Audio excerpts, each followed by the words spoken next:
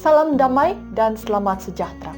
Topik pesanan mutiara dari kitab Mazmur yang bertemakan Tuhan perlindunganku untuk kali ini ialah Malaikat Tuhan menjaga.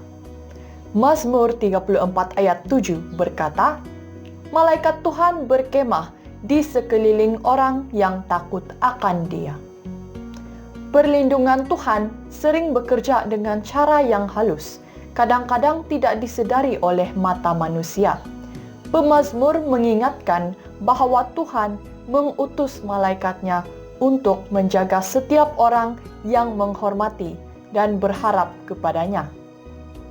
Ia memberi keyakinan bahwa kita tidak pernah berjalan seorang diri dalam perjalanan hidup.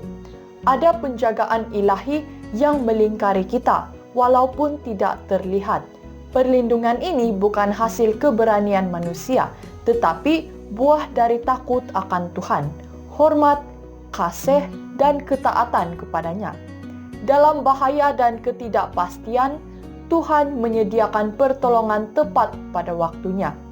Keyakinan ini menenangkan hati, menumbuhkan kepercayaan, dan menguatkan iman bahwa hidup kita berada dalam tangan Tuhan yang penuh kasih dan setia. Mari kita berdoa.